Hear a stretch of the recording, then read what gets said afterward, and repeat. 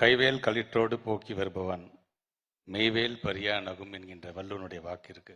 நமது நெஞ்சமெல்லாம் நிறைந்திருக்கின்ற முத்தமிழறிஞர் கலைஞர்களுடைய விளக்க உரை என்பது, கையில் இருந்த வேலினை யானையின் மீது வீசி விட்டதால் களத்தில் போரினை தொடர வேறு வேல் தேடுகிறார் வீரன்.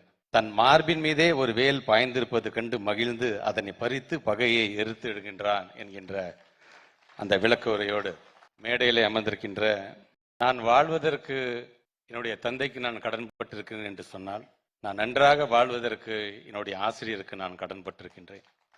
என்னுடைய அரசியல் ஆசிரியர் மாண்புமிகு தமிழ்நாட்டு முதலமைச்சர் அவர்களுக்கும், என்னை ஆளாக்கி இருக்கின்ற என்னுடைய ஆசிரியர் பெருமக்கள், என்னுடைய பேராசிரியர்களுக்கும் முதல்ல என்னுடைய வணக்கங்களை நான் தெரிவித்துக் கொள்கின்றேன்.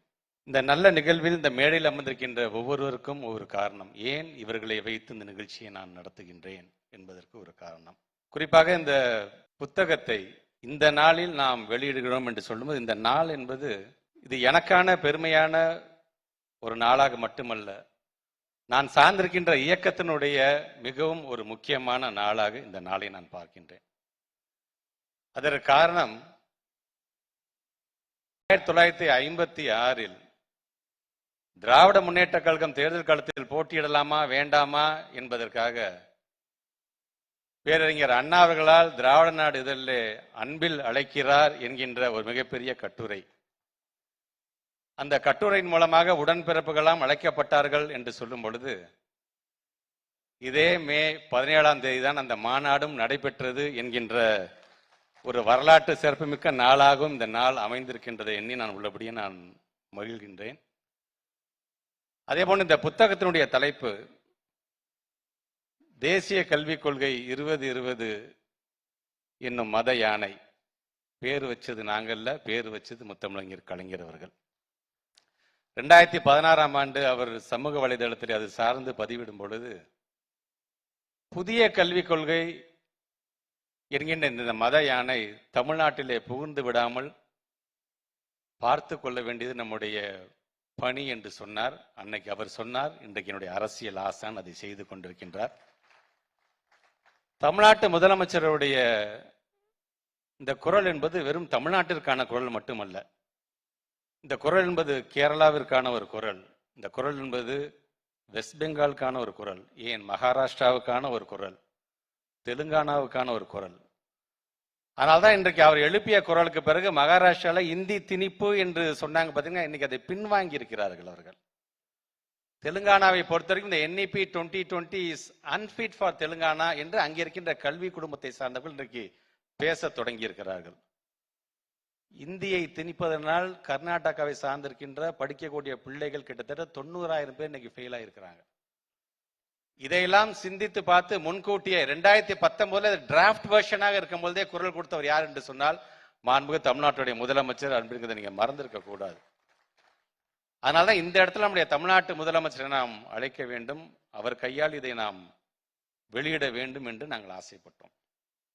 நான் ஃபர்ஸ்ட் ஒரு திருக்குறள் நான் சொன்னேன் பார்த்தீங்களா, கலைஞருடைய அந்த விளக்க உரை சொன்னேன் பார்த்தீங்களா, கையில் இருந்த வேலை தூக்கி எரிஞ்சாச்சு, யானை போயிடுச்சு.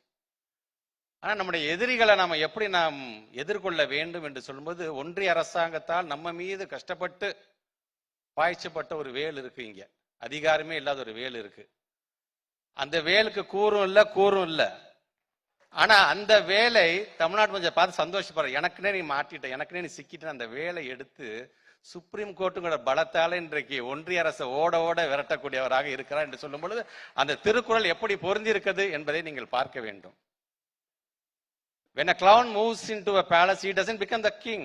The palace becomes a circus. இது Turkish proverb. இதைதான் இங்க இருக்கிறவர் ஒருத்தர் செஞ்சிட்டு இருக்கிறாரு.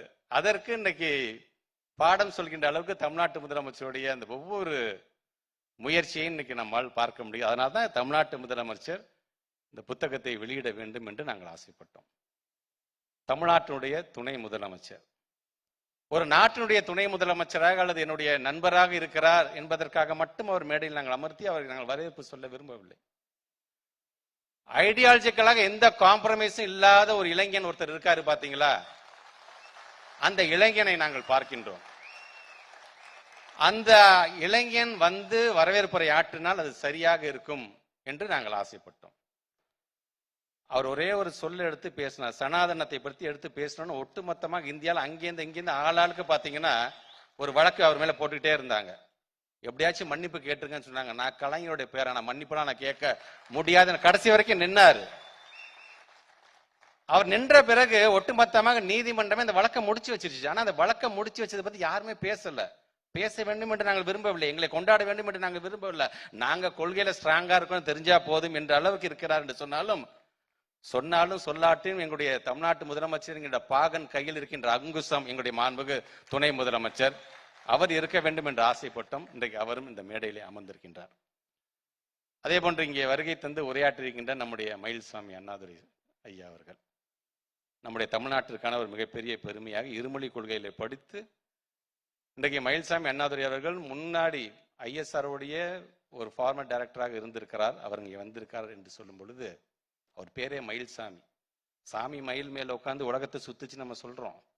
ஆனால் இந்த மயில்சாமி பக்கத்துல ஒரு பேர் வந்துச்சு பாத்தீங்கன்னா, அண்ணாதுரை என்ற பெயர் வந்தது கூட அறிவியல் மூலமாக நிலவுக்கே போயிட்டு வரலாங்கிறத கண்டுபிடித்த ஒரு அறிவாற்றல் இன்றைக்கு அவர் இருக்கின்றார். உரையாற்றி அமர்ந்திருக்கேன் நம்முடைய lordship Gopal Gowda sir. The very powerful statement அவர் கொடுக்கறதெல்லாம் பாத்தீங்கன்னா, the NEP 2020 policy is not just a policy, it's a policy against human rights சொன்ன முதல் மனிதர் அவர்தான். அவர் இந்த மேடையில் இருக்க வேண்டும் என்று ஆசைப்பட்டோம். இன்றைக்கு அவரும் இந்த மேடையில் அமர்ந்திருக்கின்றார். திக்விஜய் சிங் சார் சொல்லவே வேணாம். ஸ்டாண்டிங் கமிட்டியில் நீங்க உலகம் முழுவதும் பேசுறோம். பார்லிமெண்ட்ல இருக்கின்ற ஒரு ஸ்டாண்டிங் கமிட்டி இந்த NEP காரணம் காட்டிட்டு நீங்க பணத்தை கொடுக்கறத நிறுத்தக்கூடாதுன்னு ஒரு பவர்ஃபுல் ஸ்டேட்மெண்ட் தர்மேந்திர பிரதான் யாதவ் சொன்னார் பாத்தீங்களா, அவர் இன்றைக்கு நம்ம திக்விஜய் சிங் சார் வந்திருக்கிறார். இந்த ஆளுமைகள்லாம் அமர்ந்து இந்த புத்தகத்தை வெளியிட வேண்டும் என்று ஆசைப்பட்டோம். இன்றைக்கு அது நடந்திருக்குது என்று சொல்லும் பொழுது இது எனக்கான ஏன் நான் எழுதணும், நான் எந்த விதத்தில் இதில் நான் பாதிக்கப்பட்டிருக்கின்றேன் அப்படின்னு அதுக்கான காரணங்களை நான் இதில் நான் சொல்ல வேண்டும். உதாரணத்திற்கு இங்கே வருகை தந்திருக்கின்ற நம்முடைய கழகத்தினுடைய பொருளாளர்கள், துணை பொதுச் செயலாளர்கள், தோழமை கட்சியை சார்ந்திருக்கின்ற ஆசிரியர், பேராசிரியர் உள்ளிட்ட அனைவருக்குமே எங்களுடைய மாண்புமிகு அமைச்சர் பெருமக்கள், நாடாளுமன்ற உறுப்பினர்கள், மக்கள் பிரதிநிதிகள், பிரஸ் அண்ட் மீடியாவை சார்ந்திருக்கின்ற கல்வியாளர்கள், இளைய சமுதாயம், பத்திரிகை துறை, ஊடகத்துறை சார்ந்திருக்கிற நண்பர்கள், குறிப்பாக என்னுடைய அழைப்பை ஏற்று தமிழ்நாட்டிலிருந்து பல்வேறு பகுதியிலிருந்து வருகை தந்திருக்க உங்கள் அனைவருக்குமே முதலில் என்னுடைய நன்றியை உங்களுடைய பொறுப்பாதங்களை சமர்ப்பிக்க நான் கடமைப்பட்டிருக்கிறேன். இந்த புத்தகம் ஏன் அது ஏதாச்சும் நாங்கள் அரசியல் பேசுகிறோமா? அதில் இந்த புத்தகம் எழுதுவதற்கு என்னென்னலாம் காரணம்? உதாரணத்துக்கு இங்கே உரையாற்றிருக்கிற நம்ம திக்விஜய் சிங் சார் சொன்னது சமக்ர சிக்ஷா அபியானை பற்றி அவங்க பேசினாங்க. சமக்ர சிக்ஷா அபியானாவே இருந்து நம்மளை வழி நடத்தினால் பிரச்சனை இல்லை. ஆனா அந்த SSA என்பது சாஃப்ரான் ஸ்கிரிப்டட் அபியானாக மாறுது பாத்தீங்களா? அப்ப எதிர்க்க வேண்டிய ஒரு மிகப்பெரிய கட்டாயம் நமக்கு இருக்கின்றது. அதனால்தான் முதல் குரல் தமிழ்நாட்டு முதலமைச்சர் வருகிறது. அந்த SSCல சில ஆப்ஜெக்டிவ் சொல்றாங்க, 20 அப்ஜெக்டிவ்ஸ் கொடுக்குறாங்க. அந்த 20 அப்ஜெக்டிவ்ல 19 அப்ஜெக்டிவ்ல தமிழ்நாடு டாப்ல இருக்கிறோம். நம்ம குஜராத்தை பொறுத்த வரைக்கும் 8 அப்ஜெக்டிவ் தான் டாப்ல இருக்கிறாங்க. உத்தரப்பிரதேஷ், மத்திய பிரதேச பொறுத்த வரைக்கும் 3 அப்ஜெக்டிவ் தான் டாப்ல இருக்கிறாங்க. பீகாரை பொறுத்த வரைக்கும் 2 அப்ஜெக்டிவ் தான் டாப்ல இருக்காங்க. ஆனா அவங்க எல்லாத்துக்குமே பணம் போயிடுச்சு. நமக்கு இன்னும் இந்த பணம் வரவே இல்லை. சரி, ஏன் இந்த பணம் வரல, எதற்காக நம்மளை வஞ்சிக்கிறார்கள் என்று அந்த ஒரு வேகம், அந்த ஒரு தாக்கம். சரி, இந்த புத்தகத்தை எழுத வேண்டும் என்று சொல்லும்போது ஒரு சில விஷயங்கள் நம்ம கையில வருது. நான் இங்கே நம்முடைய நாடாளுமன்ற உறுப்பினர்கள் நாங்கள் பேசும்பொழுது பீஸாவை பத்தி சொல்லுவாங்க. PISA is nothing but programme for international school assessment. நான் கூட பிரஸ் மீடியா கான்ஃபரன்ஸ்ல பேசும்போது சொன்னேன், நாங்க அந்த அளவுக்கு நாங்க திங்க் பண்ணிட்டு இருக்கிறோம். கவர்மெண்ட் ஆஃப் இந்தியா அதுல பார்ட்டிசிபேட் பண்றதுக்கு யோசிக்கும் பொழுது தமிழ்நாட்டை சார்ந்த எங்க பிள்ளைங்க மேல இருக்கின்ற நம்பிக்கையில நாங்க பார்ட்டிசிபேட் பண்ண வேண்டும் என்று நாங்கள் ஆசைப்படுகின்றோம். ஆனா எது என்ன எழுத வச்சுச்சு? பட்டதாரியா வந்துட்டா நீ பக்கோடா விற்கலான்னு சொல்றாங்களே, அவ்வளவு பெரிய நாடாளுமன்றத்தில் நின்றுகிட்டு பக்கோடா வெர்சஸ் பீஸா மாதிரி இன்னைக்கு ஆயிடுச்சு. இன்னைக்கு NEP 2020 நீங்க சொல்றது நாங்க சொல்ற மத யானைங்க மாதிரி. ஆக பிள்ளைங்கள் ஒரு காலத்துல பக்கோடா வித்த அந்த ஜெனரேஷன் இருக்கின்ற பிள்ளைகள் பட்டதாரியாக வேண்டும் என்று ஆசைப்படுகிறார் தமிழ்நாட்டுடைய முதலமைச்சர் அவர்கள். ஆனா நீங்க என்ன பண்றீங்க? ஏன் பட்டதாரிகள் பக்கோடா வித்தா என்ன என்று நாங்கள் எல்லாம் நம்பக்கூடிய மிகப்பெரிய நாடாளுமன்றத்தில் ஒரு முக்கிய அமைச்சர் நின்று பேசக்கூடிய அளவுக்கு இருக்கின்றது. நல்லா தெரிஞ்சுக்கோங்க, வேர்ல்டு எக்கனாமிக் ஃபாரமை பொறுத்த வரைக்கும் இன்னைக்கு பல்வேறு ஃபைண்டிங்ஸ் இருக்குது. மிக விரைவாக 80 மில்லியன் ஜாப்ஸ் மூடப்படும், டிஸப்பியர் ஆகிவிடும். 90 மில்லியன் ஜாப்ஸ் புதிதாக உருவாக்கப்படும். அப்படி உருவாக்கப்படும் போது இப்ப இருக்கிற எஜுகேஷன் அதுக்கு ஆப்டா இருக்காது. எஜுகேஷன் அப்டேட் பண்ணிக்கிட்டே இருக்க வேண்டும் என்று அது சொல்லுகிறது. பட்டதாரியாக இருக்கக்கூடியவர்கள் 40% பேர் 40% தான் ஸ்கில்லே இருக்கு. அவன் வேலைக்கு சேரும் பொழுது அந்த 40% 100% ஆக்க வேண்டும் என்று தமிழ்நாட்டு முதலமைச்சர் எதற்காக பல்வேறு திட்டத்தை கொண்டு வந்துட்டு இருக்கிறாரு. ஆக இதை 40% 100% ஆக்கிடுறதுக்கு அந்த பணியை நாங்க செய்வோமா, அல்லது மதத்தின் பெயரால் உங்களுடைய கோட்பாடுகளை உள்ளே நுழைக்க பார்க்கிறது, அல்லது மொழியின் பெயரால் அரசியல் செய்ய பார்க்க உங்களுக்கு நாங்க கவுண்டர் கொடுத்து எங்களுடைய எனர்ஜியை அங்க நாங்க வேஸ்ட் பண்ணணுமா நாங்க? ஆக இதையெல்லாம் உணர்ந்த காரணத்தினால்தான் இது போன்ற ஒரு புத்தகத்தை எழுதி நம்முடைய மக்களிடம் எடுத்து சொல்ல வேண்டும். இப்ப NEP நீங்க பத்தி நீங்க என்ன பேச சொன்னீங்கன்னா அதுல இருக்க 8.5A என்ன சொல்லுகிறது, 4.3 என்ன சொல்லுகிறது, 4.32 என்ன சொல்லுகிறது, 4.17 என்ன சொல்லுகிறது, 4.18 என்ன சொல்லி என்னால் முழுமையாக சொல்ல முடியும். கிட்டத்தட்ட 39 செக்ஷன்ஸ் நமக்கு தேவையில்லாத செக்ஷன்ஸ் உள்ள நுழைச்சிருக்கிறாங்க. அதனால்தான் இங்க அவங்க பேசும் பொழுதெல்லாம் சொன்னது போல அதுல இருக்கின்ற அமைப்புகள்லாம் யார் யாரெல்லாம் உள்ள நுழைஞ்சு அதுல இந்த வேலையை செஞ்சிருக்காங்க, NEP 2020 நீங்க எழுதியிருக்காங்க, தயவுசெய்து நீங்க பார்க்க வேண்டும். நம்முடைய ஆசிரியர் ஐயா வந்திருக்காரு, விடுதலையில எப்ப பார்த்தாலும் 51AH சொல்லி சயின்டிபிக் டெம்பர் எல்லாத்துக்கும் வர வேண்டும் என்று கான்ஸ்டிடியூஷன் சொல்லுதுன்னு சொல்றாங்கல்ல. ஒவ்வொரு குடிமகனும் அறிவியல் சார்ந்த குடிமகனாக மாற வேண்டும் என்று சொல்றாங்க இல்லையா? அதை எந்த அளவுக்கு இன்னைக்கு மூடி மறைக்கக்கூடியதாக இந்த NEP 2020 இருக்கிறது என்பதற்காக இதை நாங்கள் சொல்கின்றோம். ABVPன்னு சொல்றாங்க, அது ஒரு சங்கம். ABSPன்னு ஒரு சங்கம் சொல்றாங்க. இதிகாசத்துக்கெல்லாம் ஒரு தனியா ஒரு சங்கம் இருக்குதான். சான்ஸ்கிரிட்டுக்கு தனியா ஒரு சங்கம். இந்த சங்கம் இது மாதிரி 11 சங்கம் வாயிலே பேரே நுழைய முடியாத சங்கத்தை சார்ந்திருக்கின்ற ஆபீஸ் பேரர்ஸ் நிர்வாகிகளும் அதை சார்ந்திருக்கின்ற உறுப்பினர்களும் சேர்ந்து எழுதப்பட்டதுதான் இந்த NEP 2020. அப்படின்னா அது எப்படி இருக்கும் என்பதை நீங்கள் பார்க்க வேண்டும் என்பதற்காக சொல்லி நம்முடைய துணை முதலமைச்சர் அடிக்கடி சொல்லுவாரு, எப்படிப்பட்ட குரூப் இவங்க இருக்கிறாங்கிறதுக்காக சொல்றேன். துணை முதலமைச்சர் அது வேடிக்கையாகவும் அது வேதனையாகவும் அவர் சொல்லுவார். கொரோனாவை விரட்டுறதுக்கு தமிழ்நாட்டு முதலமைச்சர் இங்க இருக்கின்ற மருத்துவத்துறையை சார்ந்திருக்கின்ற அமைச்சராக இருந்தாலும் சரி, இங்க இருக்கின்ற குழுவை அமைக்கிறார். அதை விரட்டுறதுக்கு அவ்வளவு பாடுபடுறோம். WHO பொறுத்த வரைக்கும் அதுக்கென்று தனியாக ஒரு பேட்டர்னே வச்சிருக்காங்க. எப்படி நாம ஊரடங்கை செய்ய வேண்டும், 7 நாளைக்கு ஒரு தடவை 20 இப்படியெல்லாம் சிந்திச்சுட்டு இருக்கும் பொழுது அவங்க என்ன சொல்றாங்க, 6 மணி ஆனா விளக்கேத்தி வை, 6 மணி ஆனா பெல் அடி, 6 மணி ஆனா கைத்தட்டு, கொரோனா ஓடிவிடும் என்று சொல்லுகிறார். இப்படிப்பட்டவர்கள் NEP 2020 எழுதுனா எங்க பிள்ளைங்க எப்படி அறிவியல் சார்ந்த பிள்ளைங்களாக வருவார்கள்? எங்க பிள்ளைங்களை பொறுத்த இந்தின்னு உள்ள திணிக்க பாக்குறீங்கல்ல. ஒன்னே ஒன்று சொல்றேன், எங்களை பொறுத்தவரைக்கும் எங்களுடைய பிள்ளைகள் ஒரு விஞ்ஞானியாக வர வேண்டும், ஒரு மருத்துவராக வர வேண்டும், ஒரு பொறியாளராக வரணும்.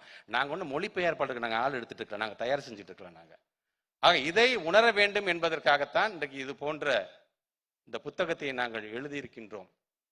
தமிழ்நாட்டை பொறுத்தவரைக்கும் எப்ப பார்த்தாலும் கலைஞர் குடும்பத்தை நாங்கள் உயர்த்தி பிடிச்சிட்டே இருக்கோம்ல. எதற்காக கலைஞர் குடும்பத்தை உயர்த்தி பிடிப்பதற்கு காரணம் என்ன? நாம் இவ்வளவு பெரிய இன்டர்நேஷனல் லெவலில் இவ்வளவு பெரிய அரங்கத்தை தமிழ்நாட்டு முதலமைச்சர் அன்றைக்கு இருந்த முத்தமிழர் கலைஞர் கட்டி எல்லாரும் சமம், எல்லாரும் இங்க உட்காருங்க, இது சாதி மதம்லாம் கிடையாது, இங்க படிச்சவனுக்கு தான் இங்க உண்டு வேலை, உட்காருங்கன்னு என்று சொல்லி இப்படி கட்டமைத்து அதை பகுத்தறிவோட அவர் பேசினார். பாத்தீங்களா? அந்த கருத்தை பொறுத்து கொள்ளாம அன்னைக்கே சொல்றாங்க கலைஞருடைய தலையை சீவ வேணும். என் தலையை நானே சீவலன்னு சொன்னார். அவரு லெப்ட் ஹேண்ட்ல டீல் பண்ணிட்டு போயிட்டாரு. இன்றைக்கு அதே போன்று நம்முடைய மாண்புக்கு தமிழ்நாட்டுடைய முதலமைச்சர் NEP 2020 கொண்டு போய் நீ கொடுக்கிற அந்த 2000 கோடி இல்ல 10,000 கோடியாலும் சரி, எனக்கு அது தேவையில்லை, அந்த 2000 கோடியை ஒத்துக்கிட்டு நான் என்னுடைய தமிழ் சமுதாயத்தை 2000 ஆண்டுகள் பின்பு நான் எடுத்து செல்வதற்கு நான் தயாராக இல்லை என்று சொன்னார். பாத்தீங்களா? இப்ப அவங்களுக்கு கன்ஃபியூஷன். அவங்களுக்கு ஒன்றிய அரசாங்கத்தை பொறுத்த வரைக்கும் என்னப்பா தான் தமிழ்நாடு தான் நம்பர் 1 இருக்கு எல்லாத்துலயுமே. தமிழ்நாடு முதலமைச்சர் தான் நம்பர் 1. தமிழ்நாடு முதலமைச்சர் ஒட்டுமொத்த இந்தியாவிலே முதலமைச்சரா இருக்காரு. அப்ப ஏன் நம்ம சொன்னவங்க கேட்டுக்கிட்டாதான் என்னப்பா என்று நினைக்கும் பொழுது அவங்களுக்கு புரியல. நீ சொல்றதை நாங்க கேட்காதனாலதான் நாங்க தமிழ்நாடு நம்பர் 1 இருக்கிறோம், தமிழ்நாடு முதலமைச்சர் நம்பர் 1 இருக்கிறோம்ங்கிறது உங்களுக்கு தெரியவில்லையே. ஆக முத்தமிழர் கலைஞர் நமக்கு கொடுத்து சென்ற ஒரு கொள்கை வாரிசு அவர். நம்முடைய மாண்பு தமிழ்நாட்டுடைய துணை முதலமைச்சர் அதே கணக்கு. கலைஞர் தாத்தாக்கு என்ன வந்துச்சோ அதே தான் நம்முடைய அவருக்கும். உன் தலையை நான் எடுத்துருவேன், உன் தலைக்கு நான் 10 கோடி கொடுப்பேன், அதெல்லாம் அவர் கண்டுக்கவே இல்லை அவரு. ஆக அப்படி மட்டுமல்ல, டெல்லிக்கு அனுப்பிச்சு வைக்கிறார் நம்ம தமிழ்நாட்டு முதலமைச்சர். NEP சார்ந்து நீ பணத்தை நீ போய் வாங்கிட்டு போ, ஆனா நீ மட்டும் போகாத.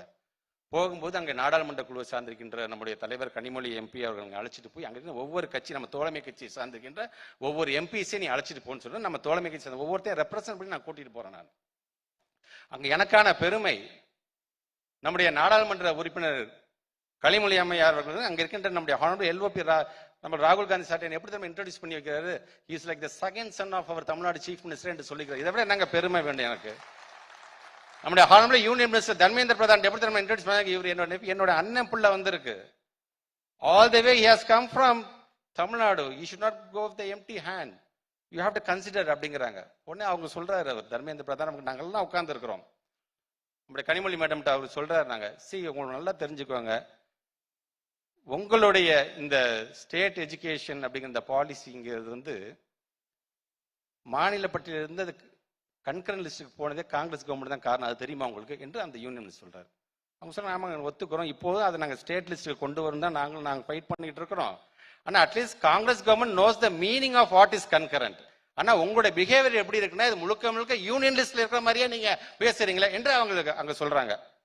சும்மா அவங்க ஸ்டாண்டை மாற்றி பேசாதீங்க என்று அந்த யூனியன் மினிஸ்டர் சொல்லும்போது உடனே அடுத்தது நம்முடைய கனிமொழி மேடம் சொல்றாங்க, அது கலைஞர் பிள்ளை இல்லையா, கனிமொழி மேடம் சொல்றாங்க உடனே, ஏன் நீங்க மொத்தம் பாரத் மாதா கி ஜெயின்னு சொல்லிட்டு இப்ப ஜெய் பூரி ஜெகநாத் நீங்க மாத்திக்கலையா என்று உடனே சொன்னாங்க. அவர் வாயை அடைச்சு போயிட்டாரு அவங்க.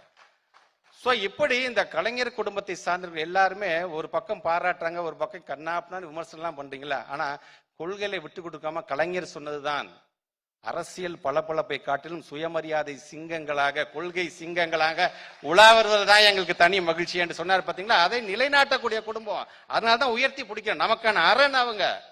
இந்த அரணை நீங்க விட்டுட்டீங்கன்னா ஆளாளுக்கு நம்ம மீது பாய்ந்து விடுவார்கள். ஆக அதை முழுமையாக நீங்கள் புரிந்து கொள்ள வேண்டும் என்பதற்காகத்தான் இந்த புத்தகத்தை நாங்கள் எழுதியிருக்கிறோம். 134 பக்கம் தான் இருக்கின்றது. அந்த புத்தகத்துல கிட்டத்தட்ட ஒரு 12 வகையான தலைப்புகள்ல வந்து ஒவ்வொன்றை பற்றி நான் எடுத்து சொல்லியிருக்கேன். எந்த அளவுக்கு கொள்கையை புகுத்த பார்க்குறாங்க, என்சிஆர்டியோடைய இம்பாக்ட் எப்படி இருக்க போகுது, இருமொழி கொள்கை வர்சஸ் 3 லாங்குவேஜ் பாலிசி எப்படி இருக்க போகுது, எங்களுடைய டீச்சர்ஸை எந்த அளவுக்கு வஞ்சிக்கிற மாதிரியான பல்வேறு சரத்துக்கள் இருக்கின்றது எல்லாமே எடுத்து சொல்லியிருக்கிறோம். முழுமையாக படித்து தெரிந்து கொள்ளுங்க. நீங்க நாளைக்கு தமிழ்நாட்டு முதலமைச்சர் இது சார்ந்து எந்த ஒரு அறிவிப்பு அறிவித்தாலும் ஆமா இது சார்ந்து சொல்றது கரெக்ட் தான், நம்ம பின்னாடி போகணும் அப்படிங்கிறத உங்களுடைய அறிவு சார்ந்தவர்களாக மாற்ற வேண்டும் என்பதற்காகத்தான் இன்றைக்கு இந்த புத்தகத்தை நாங்கள் எழுதியிருக்கிறோம். குறிப்பாக நான் என்னுடைய உரையை இப்படி நான் கன்க்ளூட் பண்றேன். நான் பேரறிஞர் அண்ணா அவர்கள் தான் சொல்வார், எனக்கு புராணம் தெரியும், எனக்கு சாஸ்திரம் தெரியும், எனக்கு யஜூர் நான் படிச்சிருக்கேன், எனக்கு சாமம் தெரியும், எனக்கு நான் சாணக்கிய பரம்பரை அப்படிலாம் யாராச்சும் சொல்லிட்டு போருக்கு போறான்னு வச்சுக்கோங்களேன், அவன் எப்படிப்பட்ட ஏமாளிக்கு சமமானவன் என்று சொன்னால், யானைக்கால் வியாதி வந்தவன் தனக்கு யானை பலம் உண்டுன்னு நினைக்கிறான். பார்த்தீங்கன்னா அந்த ஏமாளிக்கு சமமானவன் என்று சொல்வதைத்தான் முழுக்க முழுக்க இந்த என்இபியில சுத்தி பார்த்தீங்கன்னா அதை பத்தியே தான் பேசியிருக்கிறாங்க. ஸோ அந்த விதத்தில் இன்றைக்கு நமக்கான அரணாக நமக்கான பாகனாக தமிழ்நாட்டுடைய முதலமைச்சர் இருக்கிறார். அவருடைய கரத்தை நாம் வலுப்படுத்திட வேண்டும். முத்தமிழர் கலைஞருடைய வரிகளோடு என்னுடைய உரையை நான் நிறைவு செய்கிறேன். கோயில் கூடாது என்று கூறவில்லை, கோயில் கொடியவர்களின் கூடாரமாக ஆகிவிடக் கூடாது என்று சொல்கின்றோம். கல்விக் கொள்கை கூடாது என்று சொல்லவில்லை, கல்விக் கொள்கை காவிய கொள்கைகளுடைய கூடாரமாக மாறிவிடக் கூடாது என்று தான் சொல்கிறேன் என்று சொல்லி இந்த நிகழ்வுக்கு வருகை தந்திருக்கின்ற உங்கள் அனைவருக்குமே என்னுடைய நன்றியை தெரிவித்து இந்த உரையை நிறைவு செய்கிறேன். நன்றி, வணக்கம்.